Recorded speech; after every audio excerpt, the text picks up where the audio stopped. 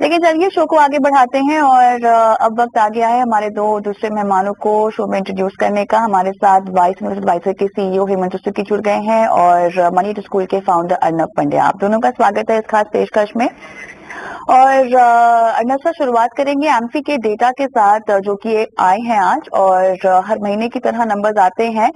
अगर हम पिछले 3 महीने में देखें तो इक्विटी में खासतौर से इन्फ्लो तो बढ़ा है, लेकिन उसमें अब थोड़ा सा धीमापन आता हुआ दिखाई दे रहा है और लगभग हमने देखा है जो नेट इन्फ्लोज है वो 8,898 करोड़ पर आए हैं जुलाई में, जो कि 43% कम है। इसको हम कैसे समझे? नेट इन्फ्लो में बढ़ोतरी तो है लेकिन कम बढ़ोतरी है इस तुलना में अगर हम देखें पिछले 6 महीने से अगर इसे कंपेयर किया जाए। कहीं ना कहीं क्या लोगों में ब्याज दरें बढ़ने का और महंगाई का डर या असर पड़ता हुआ दिखाई दे रहा है इसके चलते? देखिए तो जो नेट इन्फ्लो आता है उसमें दो कंपोनेंट्स होते हैं। एक कंपोनेंट तो जो एसआईपी के माध्यम से निवेश आता है वो होता है, और दूसरा एक कंपोनेंट होता है जो लमसम के तौर पे निवेश होता है। तो अगर हम देखें जो एसआईपी का फिगर है वो वर्चुअली बरकरार है, इन द सेंस कि जो 12,000 के ऊपर वो चला गया था धीरे धीरे करके बढ़ के, तो ये लेटेस्ट मंथ में भी वो 12,000 करोड़ के ऊपर ही है। अब जो चेंज आ रहा है वो दूसरे दो एरिया से आ रहा है, जिसमें एक है कि कई सारे फंड में थोड़ा रिडेम्पशन हो रहा है, तो इसीलिए नेट इनफ्लोज पे असर हो रहा है। और दूसरी बात ये है कि कई सारे निवेशक जो लमसम भी इन्वेस्टिंग करते थे उन्होंने अपनी गति जो है वो थोड़ी धीरे कर दी है, क्योंकि वॉलेटिलिटी बहुत है और बाजार में बीच बीच में फेजेस आते हैं गिरावट के। तो इसीलिए पहले जो वन साइडेड बाजार था जहां पर लमसम इन्वेस्टमेंट भी होता था और एसआईपी भी होती थी और जो रिडेम्पशन थे वो कम थे, इसीलिए जो बढ़ता हुआ नेट फिगर था इन्फ्लोज का वो आपने आज भी पॉजिटिव तो देखा ही है, mainly on account of SIP investment. लेकिन वो रकम थोड़ी कम हो गई है बिकॉज जैसे मैंने एक्सप्लेन किया वो दूसरे दो कारण के हिसाब से। तो अच्छी बात यह है कि जो रेगुलर इन्वेस्टर्स है उन्होंने इस पूरे वॉलेटाइल दौर में, खास करके जब गिरावट आई थी तब उन्होंने अपना जो बैलेंस है और जो इस एक तरह का संतुलन है वो बनाए रखा है और अपना निवेश जारी रखा है। इस बीच हेमंत सर, जो एसआईपी अकाउंट का नंबर आया है वो ऑल टाइम हाई पर है। देखिए 5.61 करोड़ जुलाई में, और एसआईपी कंट्रीब्यूशन भी काफी स्ट्रांग रही है, 12,140 करोड़ लास्ट मंथ। तो जिस तरह से अर्नब सर ने समझाया कि जो लमसम निवेश कर रहे थे उनकी गति थोड़ी सी कम हुई है, लेकिन क्या हम ऐसे कह सकते हैं कि एसआईपी जो निवेश कर रही है उसमें इजाफा हुआ है कि वो जस का तस रहा है? नहीं, आई थिंक क्लियरली हमने देखा कि जो एसआईपी के थ्रू जो इन्फ्लोज है वो काफी स्ट्रांग है, काफी कंसिस्टेंट रहे हैं। मे बी पिछले महीने में उस तरह की आपको नंबर ऑफ अकाउंट में या अमाउंट में उतनी इंक्रीज नहीं मिली होगी एसआईपी में, बट 12,000 के ऊपर कंसिस्टेंट अगर रहते हैं इसका मतलब ये है कि इन्वेस्टर्स जो इक्विटी में इन्वेस्ट कर रहे हैं, स्पेशली जो डिसिप्लिन अप्रोच से इन्वेस्ट कर रहे हैं, उनकी सोच में क्या बदलाव आया है। उन्होंने समझा है कि इक्विटी में एक डिसिप्लिन की जरूरत है, एक लॉन्ग टर्म व्यू की जरूरत है, और आई थिंक वो हमें दिखाई दे रहा है। आई थिंक सबसे बड़ा कारण उसका ये भी है कि जिस तरीके से पिछले कुछ सालों से इन्वेस्टर्स ने जो गोल बेस्ड इन्वेस्टमेंट प्रोसेस को जो फॉलो करना शुरू किया है। पहले क्या होता था कि एसआईपी जो है थोड़ी सी एमलेस हुआ करती थी, विदाउट ए क्लियर टाइम होराइजन, किस लिए इन्वेस्ट कर रहे हैं। तो जब भी मार्केट में वॉलेटिलिटी होती थी हमने देखा कि एसआईपी के नंबर्स कम होते थे, लोग एसआईपी बंद करते थे। अब उसमें काफी बदलाव है क्योंकि बहुत क्लैरिटी है इन्वेस्टर्स के माइंड में कि हमें अगर अगले 10 साल 15 साल के लिए इन्वेस्ट करना है तो आज की गिरावट से हमें घबराना नहीं। और I think over the last couple of years उनको ये एक्सपीरियंस भी आया है कि जब मार्केट वॉलेटाइल होती है तब आपको एक मौका मिलता है कि आप डिफरेंट लेवल्स पे इन्वेस्ट करते हो, आपकी जो एवरेज कॉस्ट नीचे आती है, आपको एवरेजिंग का फायदा होता है। आई थिंक ये बहुत बड़ी अचीवमेंट है मैं कहूंगा म्यूचुअल फंड इंडस्ट्री के लिए कि इतने कंसिस्टेंट इनफ्लोज, और इनफैक्ट अगर देखें रेगुलरली जो है वो इनफ्लोज जो है बढ़ते जा रहे हैं। और आई थिंक जैसे हम हमेशा बात करते हैं हमारे देश में कि एक तरीके से इक्विटी कल्ट आना चाहिए, तो आई थिंक मुझे लगता है उसमें एसआईपी का बहुत बड़ा योगदान है और वो उसको आते हुए देख रहे हैं। आई एम श्योर आगे आने वाले समय में कुछ और सालों में हम देखेंगे कि इन्वेस्टर जो है और बेहतर इक्विटी इन्वेस्टर बनेंगे। हाँ, ये बात सही है कि जिन्होंने लमसम इन्वेस्ट किया वो थोड़ी रुकावट आती है क्योंकि जब देखते हैं, बट आई थिंक एक लेसन है कविता यहाँ पे इन्वेस्टर्स के लिए कि जिस महीने में हमने इन्फ्लोज को कम होते देखा उसी महीने में मार्केट ने बहुत अच्छा परफॉर्मेंस किया। तो ये बताता है कि आप मार्केट में पैसा तभी बनाएंगे जब आप मार्केट में इन्वेस्टेड रहेंगे, और वो गुड रन जो है वो ये महीने में भी कंटिन्यू किया। तो आई थिंक कहीं ना कहीं इन्वेस्टर्स को ये सोचना होगा कि बहुत क्लैरिटी के साथ, बहुत वेल डिफाइंड टाइम होराइजन के साथ अगर आप इन्वेस्ट करें तो आप इस वॉलेटिलिटी से घबराएंगे नहीं और बने रहेंगे, और बने रहने के कारण ही आपको अच्छे रिटर्न मिलेंगे। यहाँ पर थोड़ा कैटेगरी वाइज अगर मैं एमसीक्यू रिपोर्ट को समझना चाहूँ तो अर्नब जी, फ्लेक्सी कैप, लार्ज कैप और लार्ज एंड मिड कैप ने देखा है कि इन्फ्लोज टॉप में रहे हैं। अगर नेट इन्फ्लोज की बात करें तो इन कैटेगरी में काफी दिलचस्पी दिखाई दी है, लेकिन positive flows, dynamic asset allocation, अगर हम हाइब्रिड कैटेगरी की बात करें तो dynamic asset allocation, balance hybrid, aggressive fund और साथ ही बैलेंस एडवांटेज और मल्टी एसेट एलोकेशन फंड में भी इन्फ्लोज पॉजिटिव रहे हैं। ज्यादा रहे हैं या नहीं रहे हैं वो समझ में नहीं आ रहा, लेकिन पॉजिटिव इनफ्लो कहा गया है। तो इसको कैसे देखा जाए? इसमें निवेशक का रुझान बरकरार रहा है, बढ़ा है या जस का तस ही रहा है? हम equity direct plan equity funds के बारे में बात करते हैं। अगर आप देखें जो पूरी कैटेगरी है जहां पर 8,800 करोड़ के ऊपर का जो नेट इनफ्लो है, तो आप देखेंगे कि 4-5 ऐसी कैटेगरी है जहां पर कंसिस्टेंटली 1,000+ करोड़ का पॉजिटिव नेट इनफ्लो आया है, जिसमें फ्लेक्सी कैप है। लेकिन सरप्राइजिंगली सबसे ज्यादा जो नेट पॉजिटिव इनफ्लो इस मंथ आया है वो स्मॉल कैप फंड में आया है। तो ये बात लोगों के भी ध्यान में आई है कि जब मार्केट ठीक था तब स्मॉल कैप में भी इन्वेस्टर्स ने अपना कंटिन्यूअस निवेश जारी रखा है। तो ये एक चीज हुई कि अच्छी बात ये है कि इक्विटी कैटेगरी में ऐसी कोई सिंगल कैटेगरी नहीं है जहां पर जिसने एक बहुत बड़ा percentage of the net inflow को दिया हुआ हो। तो ये across, spread out across categories है, जिसका मतलब ये होता है कि निवेशक अपने हिसाब से, अपने गोल्स या अपने नीड के हिसाब से निवेश कर रहे हैं और सभी कैटेगरीज में पॉजिटिव फ्लो है। एज फार एज जो हाइब्रिड कैटेगरी है, हाइब्रिड कैटेगरी लोग इसीलिए चुनते हैं क्योंकि उनको या तो अपना रिस्क थोड़ा कम करना है, क्योंकि उन्हें पता नहीं है कि इस वॉलेटिलिटी में उनका फंड किस तरह से परफॉर्म करेगा, या उनको एक ऐसा मिक्सचर चाहिए जहां पर डेट और इक्विटी साथ में हो और उनको ये तय ना करना पड़े कि कितना अमाउंट मैं डेट में डालूं और कब करके मैं इसे बदलूं। आप एक और फिगर्स को जरा ध्यान से देखिए, और वो ये है कि जो आर्बिट्राज फंड का फिगर है वो -6,000 करोड़ है, जिसका मतलब ये भी होता है कि निवेशक जिन्होंने आर्बिट्राज फंड में अपना पैसा डाला था उन्होंने एक बड़ी मात्रा में पैसा यहां से निकालकर दूसरे कैटेगरी में शिफ्ट कर दिया है, क्योंकि शायद उनको ये अब समझ में आ रहा है कि जो क्राइसिस उन्हें लग रही थी कि मार्केट में थी या वीकनेस थी, वो धीरे धीरे करके कम हो रही है। उनको थोड़ा एक क्लियरर आउटलुक आ रहा है कि आगे जाते हुए किस तरह से उनके एक्सपेक्टेशन रहेंगे। तो ये भी एक नोटेबल पॉइंट है यहाँ पर। चलिए, तो यहाँ पर एमसी की जो रिपोर्ट आई है जहाँ पर भले ही हमें इन्फ्लो कम दिखाई दे रहा है, लेकिन जिस तरह से निवेशकों ने इक्विटी पर भरोसा बनाकर रखा हुआ है उसमें कहीं ना कहीं हमें कमी नहीं आती हुई दिखाई दे रही है। रुकेंगे एक ब्रेक के लिए, ब्रेक के बाद शुरू करेंगे सवाल जवाब का सिलसिला और करेंगे दर्शकों की लाइफ फाइनेंशियल प्लानिंग। बने रहें।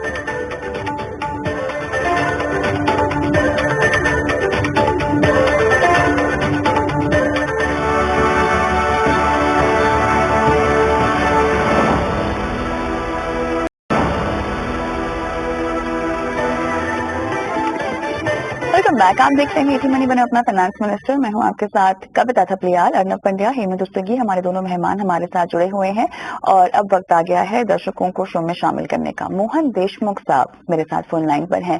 देशमुख जी नमस्कार। हाँ, हेलो मैडम, मैं मोहन देशमुख पुणे से बोल रहा हूँ। जी सर, बारिश हो रही है वहाँ पे बहुत ज्यादा? हाँ, बारिश चालू है, इसलिए थोड़ा मैं भी थोड़ा सा हवा में डिस्टर्बेंस है आवाज में। अच्छा, नहीं बिल्कुल आवाज नहीं आ रही है आपकी, बारिश पीछे बारिश की। बताइए क्या सवाल है आपका? ओके, तो मेरा क्वेश्चन ये है मैडम कि अभी मेरा एक लड़का है 12 साल का और एक लड़की है 16 साल की। तो उनके एजुकेशन के लिए near term like 3 to 4 year, तो एजुकेशन के लिए एंड हायर एजुकेशन के लिए मुझे मेरा प्लानिंग है कि 30 से 35 लाख रुपए का मेरा इमीडिएट टारगेट है। तो इसके लिए मुझे थोड़ा एडवाइस चाहिए था। तो करंटली मैं 10,000 पर मंथ मैं म्यूचुअल फंड में डाल रहा हूँ, जिसमें 3-4 स्कीम है। तो apart from this sir funds के नाम बताएंगे, क्योंकि आपका सवाल ना दरअसल केवल 2 लाइन का है। तो यहाँ पर ना क्या प्रॉब्लम हो जाती है कि डिटेल्स की कमी होती है, तो हमारे जो एक्सपर्ट है वो आपकी प्लानिंग कर नहीं पाते ठीक से, फाइनेंशियल प्लानिंग। ओके, तो आप जरा मुझे बताइए, इत्मीनान से बताइए, जो 10,000 रुपए की आप SIP कर रहे हैं वो किन किन फंड्स में कर रहे हैं? ओके, तो करंटली एक तो है इन BNP Paribas consumption fund, okay, and second is ICICI Prudential blue chip fund, and third one is मिरासिस लार्ज कैप फंड। तो इन 3 फंड में मेरा लाइक 10,000 पर मंथ जाता है। तो करंटली मेरा इन्वेस्टमेंट हुआ है 2.63 lakhs, तो to achieve the target of 30 lakhs। तो मैं समझ रही हूँ 30,000 की SIP चल रही है, no no no no no, इन तीनों में डिवाइड किया है 10,000, ठीक है? No no no no, combined 10,000 है। हाँ समझा, ठीक है, ओके ओके। ओके। तो अभी आपको 3 साल में 30 लाख चाहिए, यस यस यस और दोनों बच्चों की पढ़ाई का लक्ष्य इससे पूरा हो जाएगा। यस यस और अगर निवेश बढ़ाना हो तो आप बढ़ा पाएंगे? यस यस, बढ़ा सकता हूँ। Maybe I can make it 2 times also. आपके पास और क्या क्या इन्वेस्टमेंट है? आपने कोई फिक्स डिपॉजिट, RD कुछ ऐसा किया है? कहीं और निवेश करते हैं? मेरा अभी लड़की के लिए मेरा सुकन्या योजना जो है पोस्टल स्कीम, तो उसमें मेरा इन्वेस्टमेंट हो रहा है 1.5 लाख पर ईयर। ये कितने सालों से हो रहा है? ये एक्चुअली 6 सालों से हो रहा है। बेटी अभी कितने उम्र की हो जाएगी 3 साल में? 3 साल में हो जाएगी वो 19 ईयर्स। ओके, इसके अलावा? इसके अलावा मेरा शेयर में है कुछ इन्वेस्टमेंट लाइक 3 लाख शेयर्स में डीमैट। चलिए ठीक है। तो अर्नब जी, थोड़ी सी क्लैरिटी आती हुई यहाँ दिखाई तो दे रही है, लेकिन क्लियरली इनका जो गोल है वो 3 साल का है। ये काफी शॉर्ट टर्म लक्ष्य है, और ऐसे में ये बोल तो रहे हैं कि इन्होंने 3 फंड्स में निवेश किया हुआ है 10,000 का, आगे बढ़ा भी पाएंगे। लेकिन जो फिलहाल इनकी रणनीति है उसमें अगर देखा जाए तो 3 साल में 30 लाख रुपए कैसे इकट्ठा हो सकते हैं, इसीलिए मैंने सुकन्या समृद्धि की जो जानकारी उन्होंने दी है उसके बारे में भी पूछ लिया, सो दैट अगर वहां से कुछ निकासी का ऑप्शन हो पैसे निकालने का, तो क्या उसका इस्तेमाल किया जा सकता है? जी, अगर हम उनके टाइम पीरियड को देखें तो जो 3 साल का होराइजन है उसके लिए हम इक्विटी का इस्तेमाल नहीं कर सकते। उसके लिए 2 कारण है। पहली बात एक कि इक्विटी लॉन्ग टर्म गोल्स के लिए होती है, ताकि आप उसे टाइम दे, समय दे एक्यूमुलेट होने के लिए और कंपाउंड होने के लिए। दूसरी बात यह है कि जो 3 साल के बाद जो फिक्स्ड गोल है, for example in this case बच्चों की पढ़ाई के लिए, तो वो आपको उस दिन पे फीस भरनी है, तो उसमें वो गोल आप पोस्टपोन नहीं कर सकते। लेकिन अगर आपने इक्विटी का माध्यम इस्तेमाल किया है तो उसमें क्या होगा कि शायद अपने गोल से या 6 महीने या 9 महीने पहले अगर इक्विटी मार्केट को हिट आती है तो फिर आपको सडनली अपना जो एक्यूमुलेटेड कॉर्पस है उसमें भी आपको एक शॉर्टफॉल आ जाता है।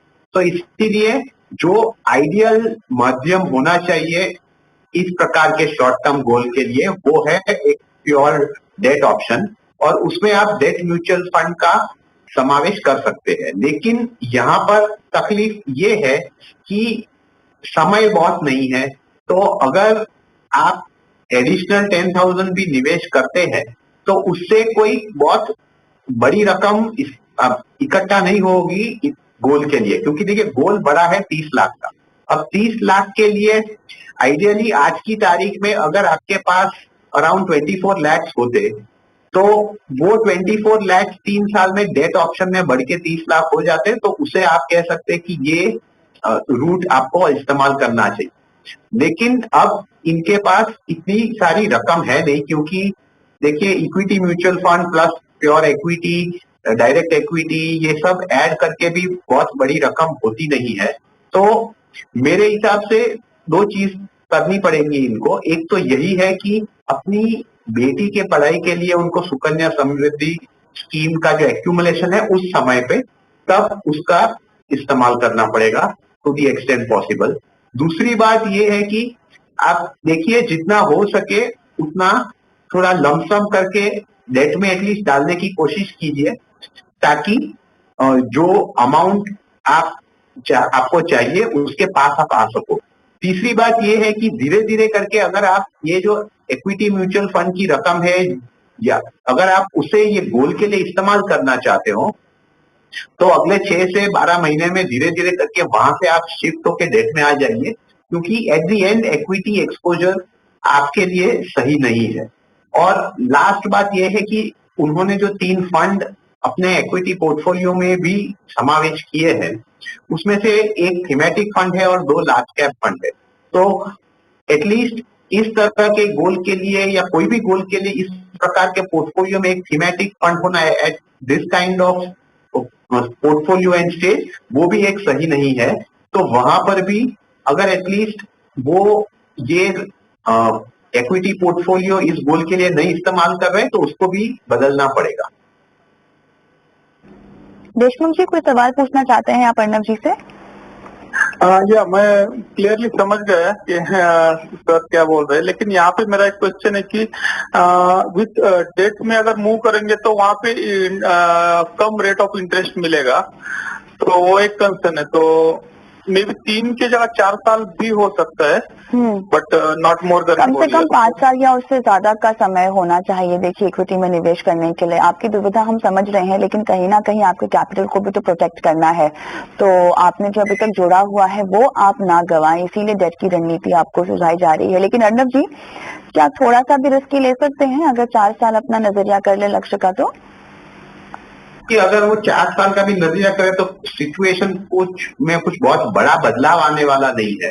एट द मोस्ट वो एटलीस्ट 2 साल के लिए एक हाइब्रिड फंड में जा सकते हैं जहां पर डेट इक्विटी दोनों का एक मिश्रण हो और फिर लास्ट के 1-2 साल में वो प्योर डेट में चले जाए। तो एटलीस्ट 2 साल के लिए part equity exposure through hybrid fund ये रख सकते हैं।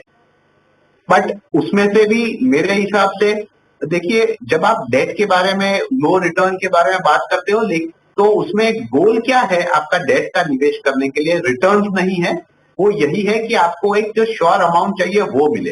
तो इसीलिए ये कॉम्प्रोमाइज आपको करना पड़ेगा। अब क्योंकि इस सिचुएशन में आपके पास इतना सारा कैपिटल नहीं है तो ये थोड़ा डिफिकल्ट लग रहा है, लेकिन थोड़ा इक्विटी एक्सपोजर अगर आपको रखना है तो मैं कहूंगा 2 साल के लिए एटलीस्ट हाइब्रिड फंड्स की तरफ रुख कीजिए और फिर प्योर डेट में चले जाए। देशमुख जी बहुत बहुत धन्यवाद, समय निकाला, अपना सवाल पूछा हमारे शो पर। उम्मीद करते हैं कि आपको सलाह समझ में आ गई हो। त्रिभुवन चतुर्वेदी साहब क्या फोन लाइन पर मेरे साथ हैं? हेलो, हाँ। अपनी टीवी की आवाज आप कम कर देंगे और मुझसे फोन पर बात करेंगे। हाँ नमस्ते मैडम। नमस्ते सर, कैसे हैं? बस बढ़िया है। कहाँ से बोल रहे हैं? जी, कहाँ से बोल रहे हैं आप? मैं यहाँ उत्तर प्रदेश चंदौसी से बोल रहा हूँ, डिस्ट्रिक्ट संभल में आता है ये। ठीक है, चलिए बताइए सर क्या सवाल है आपका? मैं ये चाहता हूँ कि ये जो कोई फंड जो है वो बढ़िया काम नहीं कर रहा है, यानी उसकी रिस्पांस बढ़िया नहीं आ रही है। सर फंड का नाम बताएंगे आप? फंड का नाम बताएंगे? टीवी की आवाज आप कम कर देंगे, मुझे यहाँ तक उसकी आवाज आ रही है। अच्छा, एक सेकंड। बहुत बढ़िया सर, बताइए फंड का नाम बताएंगे जरा। फंड 2 हैं, एक तो आदित्य बिरला सन लाइफ डिजिटल है और एक टाटा रिसोर्सेज एंड एनर्जी है। ओके, ये आपने कब से डाल रखा है पोर्टफोलियो में? ये मैंने अभी फरवरी से ही खरीदा है, इस साल से। किसने सलाह दी आपको सर? ये सलाह तो नहीं दी, मैंने शुरुआत की थी और कोई जानकारी विशेष नहीं थी इस फंड के बारे में। तो आपने इनकी रिटर्न्स देखी, परफॉर्मेंस देखी और उसके बेसिस पे चुनाव किया गया है? हाँ, इतना ऊंचा उठ के नहीं आ रहा है जैसे कि मार्केट उठ के आ रहा है, और फंड जो है आ रहे हैं, लेकिन ये नहीं उठ के आ रहे इतने। अच्छा सर, आप पढ़ते हैं बाजार को, समझते हैं, ट्रैक रखते हैं, आप समझते हैं कि बाजार में सीधा निवेश करने और म्यूचुअल फंड के जरिए निवेश करने में क्या फर्क है? थोड़ा थोड़ा, बहुत ज्यादा तो नहीं। तो आपने जब इन फंड्स का चुनाव किया तो ठीक है, रिटर्न कमाने का तो आपका एक मकसद होगा ही, वो हर किसी का होता है, लेकिन क्या किसी लक्ष्य के साथ बांधा है इन फंड्स को? नहीं, लक्ष्य तो कोई नहीं है, बस यही है कि मुझे प्रॉफिट होना चाहिए। मैं रिटायर्ड हूँ असल में। अच्छा, तो आप मतलब बस प्रॉफिट कमाने के लिए आपने ये पैसे लगाए हुए, वरना ऐसा नहीं है कि इसमें से कोई कमाई नहीं होगी तो घर नहीं चलेगा? ना, ऐसा कुछ नहीं है। ऐसा वो अपने खर्चा करने का मेरा अलग है। अच्छा, वो अलग है। तो अब अगर आपको हम कोई रणनीति सुझाते हैं, ठीक है, और अगर आपका मकसद वेल्थ क्रिएशन ही है, चलिए मैं अगर मान लूं, तो उसमें आपको कम से कम 5 से 10 साल देना होगा, आप देंगे? बिल्कुल। चलिए ठीक है, तो ऐसा तो नहीं ना कि शॉर्ट टर्म प्रॉफिट चाहिए भैया, 6 महीने में कमाई होगा? नहीं, ऐसा नहीं। ठीक है, चलिए हेमंत जी, नाउ ओवर टू यू। देखिए कविता, त्रिभुवन जी ने कहा कि उन्होंने 2 इन्वेस्टमेंट की हैं, एक सेक्टर फंड है, एक थीमेटिक फंड है। फरवरी इसी साल से इन्वेस्टमेंट की है, तो तकरीबन 6 महीने हुए हैं। हम सभी जानते हैं कि इक्विटी जो इन्वेस्टमेंट है वो बहुत लंबे समय की इन्वेस्टमेंट है, और स्पेशली जब आप किसी सेक्टर फंड या किसी थीमेटिक फंड में होते हैं जिनकी परफॉर्मेंस काफी समय तक इरेटिक रह सकती है, और वो यहाँ पे दिख भी रहा है। दूसरी बात यह है कि पिछले कुछ समय से मार्केट जो है वो काफी वोलेटाइल रही है, तो ऐसे में जाहिर सी बात है कि आपको परफॉर्मेंस कैसे देखनी है, उसको प्रॉपर पर्सपेक्टिव में डालना है। त्रिभुवन जी, ये बहुत इंपॉर्टेंट है। 2-3 चीजें बताऊंगा इससे पहले कि बताऊं कि आप क्या करें। पहली बात तो ये कि जो आपका जो चुनाव है, कहीं ना कहीं शायद आपने वो रिसेंट उस समय की परफॉर्मेंस को देखा और आपको लगा कि ये फंड अच्छे कर रहे हैं तो इनमें पैसा डालते हैं, वो पैसा बनेगा। बट ये बाय नेचर दोनों के दोनों काफी एग्रेसिव है और इरेटिक परफॉर्मेंस हो सकती है इनकी। तो आई थिंक कहीं ना कहीं चुनाव इक्विटी में इन्वेस्ट करने का डिसीजन सही है, even if it is after retirement. कुछ पैसा डेफिनेटली इक्विटी में डाला जा सकता है, बट शायद जो चुनाव है, क्योंकि इक्विटी खुद से एक एग्रेसिव एसेट क्लास है, उसको अगर आप पोर्टफोलियो को ज्यादा एग्रेसिव बनाएंगे और बहुत कम समय देंगे तो फिर कहीं ना कहीं आपको निराशा होगी। तो आई थिंक एक तो मुझे लगता है कहीं ना कहीं थोड़ी सी यहाँ पे सोच बदलने की जरूरत है। दूसरा, जैसा आपने कहा कि अगर ये परफॉर्मेंस अच्छी नहीं कर रही है तो इसका क्या करें, उसके 2 चीजें हैं। पहली बात तो जैसे मैंने कहा कि परफॉर्मेंस को प्रॉपर पर्सपेक्टिव में डालिए, समय दीजिए।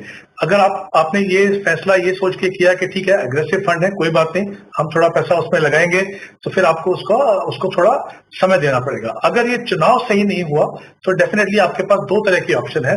एक तो ये कि आप उसी म्यूचुअल फंड के किसी दूसरे इक्विटी फंड में चले जाएं। बहुत सारी कैटेगरीज हैं, बहुत सारी कंसिस्टेंट परफॉर्मेंस फंड रहते हैं, जैसे फ्लेक्सी कैप फंड हो गए या लार्ज एंड मिड कैप हो गए, या अगर आप चाहें तो प्योर लार्ज कैप फंड में जा सकते हो, या तो किसी पैसिव फंड जैसे इंडेक्स फंड में जा सकते हो।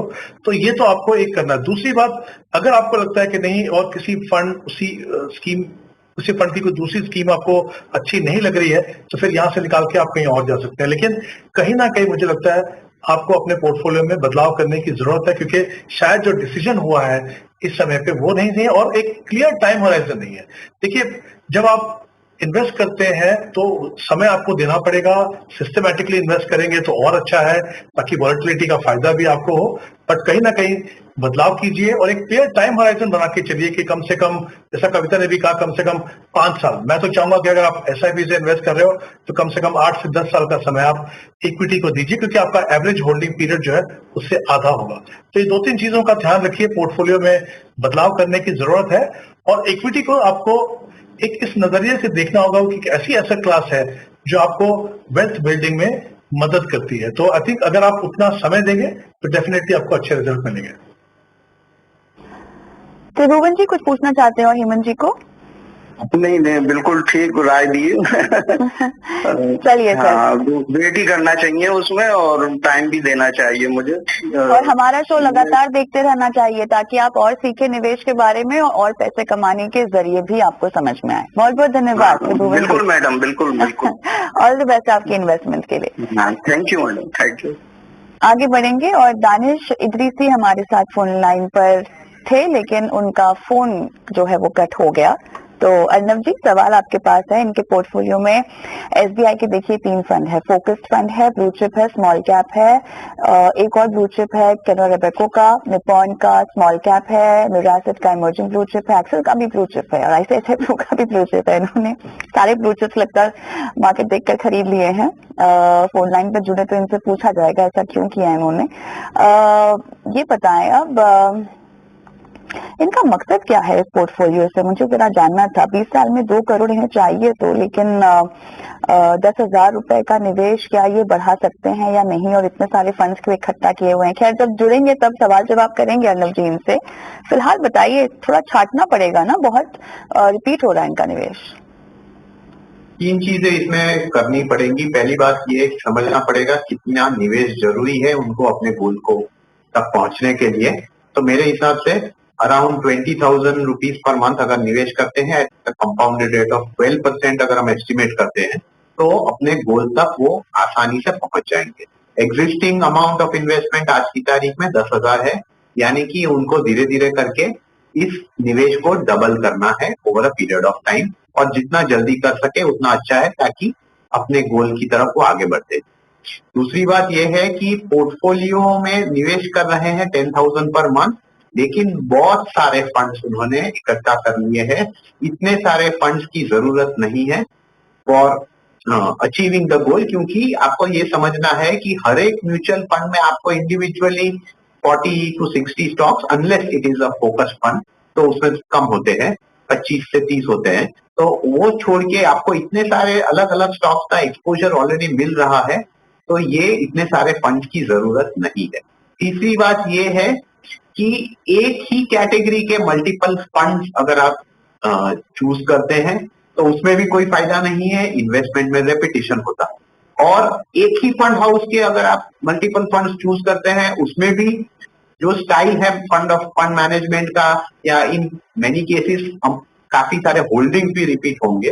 तो ये 2 चीज से आपको अपने पोर्टफोलियो से बचना होगा। तो मेरे हिसाब से क्योंकि इनके फंड में 4 ब्लू चिप फंड है, यानी कि 4 लार्ज कैप फंड है, तो इनको अपने पोर्टफोलियो में, एग्जिस्टिंग पोर्टफोलियो में सिर्फ 4 ही फंड रखने चाहिए। मैं ये 4 नाम उन्हीं नामों में से बता देता हूं जो इनके पास ऑलरेडी एग्जिस्टिंग है। तो उनको सिर्फ यही करना है, जो दूसरे फंड है उसमें से एसआईपी बंद करके अमाउंट है वो ये 4 फंड में डिस्ट्रीब्यूट कर दे। तो ये 4 फंड जो उनको रखने चाहिए वो है, एक एसबीआई फोकस फंड, दूसरा प्रूडेंशियल आईसीआईसीआई का ब्लू चिप फंड, तीसरा मिराई एसेट का इमर्जिंग ब्लू चिप फंड, और चौथा निपॉन का स्मॉल कैप फंड। अगर ये करते हैं तो अक्रॉस मार्केट कैप्स उनको थोड़ा एक्सपोजर आ जाएगा और अपने पोर्टफोलियो में ग्रोथ की संभावना भी रहेगी। दानिश है नहीं, वरना और सवाल जवाब किया जा सकता था इनसे। फिलहाल शो को आगे बढ़ाते हैं और वक्त हो गया है निवेश का गुरु मंत्र लिखने का।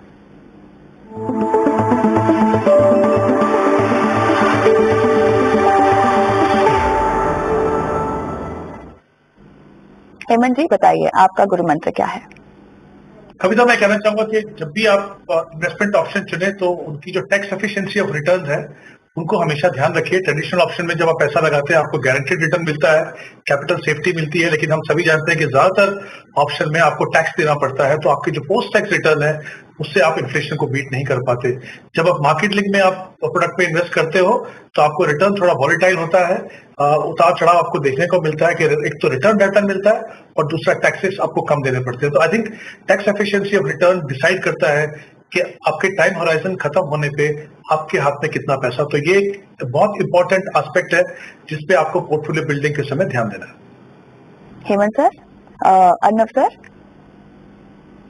आप जब भी अपना निवेश का प्लानिंग कर रहे हो तब लोग मोस्ट ऑफ द टाइम अपने गोल पे फोकस करते हैं कि मुझे इतना इकट्ठा करना है इतने समय में।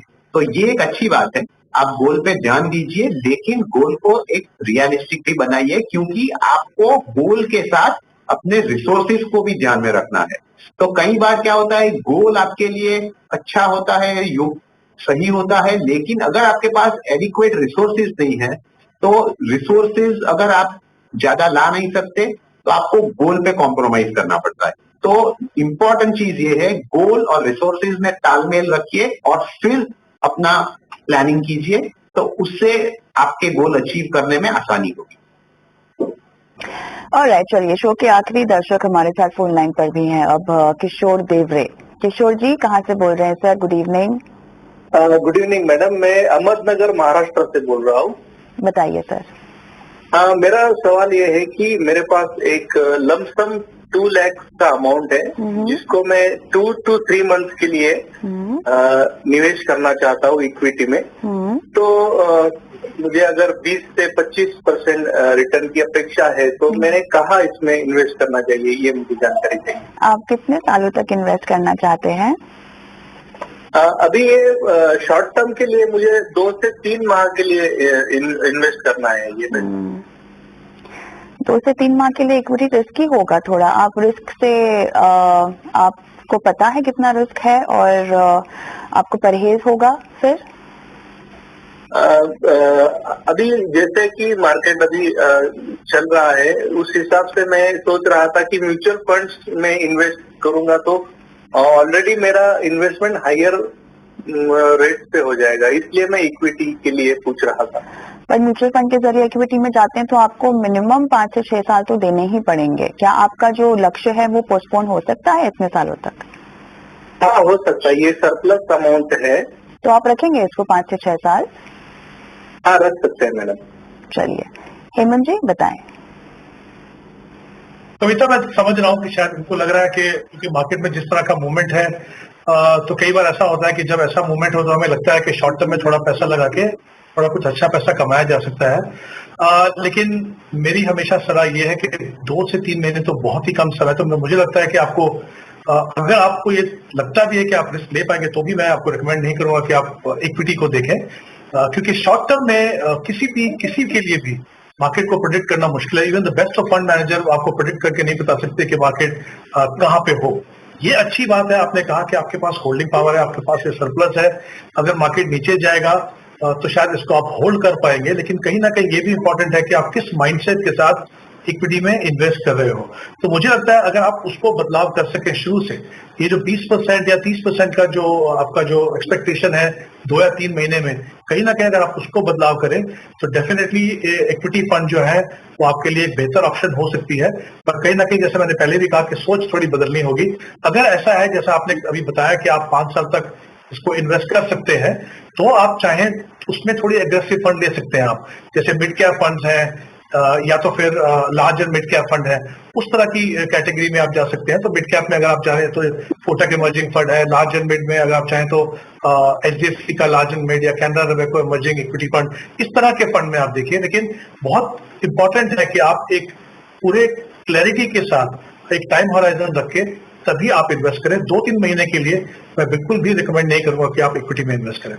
किशोर जी कोई सवाल पूछना चाहते हैं आप हेमंत जी को? नहीं मैडम, मैं समझ गया। ऑलराइट, ऑल द बेस्ट किशोर जी। लेकिन हेमंत जी थोड़ा सा समय मेरे पास बचा हुआ है। बहुत सारे दर्शकों का सवाल आज हमने ऐसे आते हुए देखा है जो शायद बाजार की चाल में निवेश करना चाहते हैं और छोटे अवधि में ही मुनाफा कमाना चाहते हैं। ये जो इनका नजरिया है बाजार की चाल के मुताबिक निवेश करना, ये निवेश रणनीति कितनी घातक हो सकती है? मुझे लगता है कविता ये काफी रिस्की हो सकती है दोनों तरीके से। जब बाजार अच्छा कर रहा हो या बाजार अच्छा नहीं कर रहा हो। जब अच्छा नहीं कर रहा होता तो एक अच्छा समय होता है इन्वेस्ट करने का, लेकिन तब इन्वेस्टर घबराते हैं और ऐसे में वो अपना पूरा पैसा जो है तो डेट या बिल्कुल सेफ इन्वेस्टमेंट में लगाते हैं और कहीं ना कहीं अपने फाइनेंशियल फ्यूचर में वो कंप्रोमाइज करते हैं। ऐसे ही जब बाजार ऊपर जा रहा है तो अगर आपको लगता है कि ये बहुत एक अच्छा मौका है आपके लिए छोटे समय में थोड़ा पैसा बनाने का, तो वो काफी रिस्की हो सकता है। जैसे मैंने पहले भी कहा कि शॉर्ट टर्म में मार्केट को प्रेडिक्ट करना बहुत ही मुश्किल है। होता क्या है, जब आप मेंटली प्रिपेयर्ड नहीं होते उस तरह के उतार चढ़ाव के लिए, तो आप डेफिनेटली घबरा जाते हैं और आप पैसा निकालते हैं और फिर कभी भी आप वापस इक्विटी में इन्वेस्ट नहीं करते।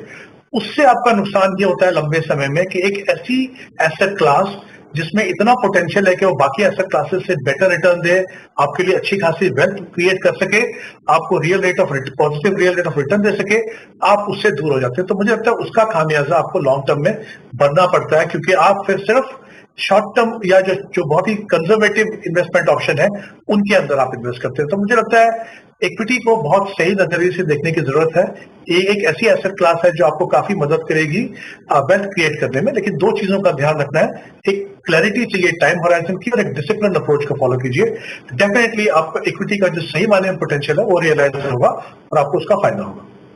बिल्कुल, ये तमाम बातें हैं जो हर तरह के निवेशक को निवेश रणनीति बनाने से पहले ध्यान में रखनी चाहिए। इसी के साथ अर्नब जी आपका, हेमंत जी आपका बहुत बहुत धन्यवाद। समय निकाला, दर्शकों की फाइनेंशियल प्लानिंग करवाई।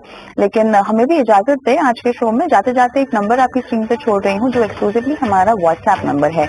इस नंबर के जरिए हम आपके सवालों को शो में शामिल करते हैं, यानी इस नंबर पर आपको अपने सवाल हमें भेजने हैं, लिखित रूप में भेज सकते हैं। अगर आप चाहें तो सवाल का वीडियो रिकॉर्ड करके वो वीडियो इस नंबर पर अपलोड कर सकते हैं। हम आपकी वीडियो टीवी पर दिखाएंगे, हमारे एक्सपर्ट करेंगे आपकी लाइव फाइनेंशियल प्लानिंग। दीजिए इजाजत, नमस्कार।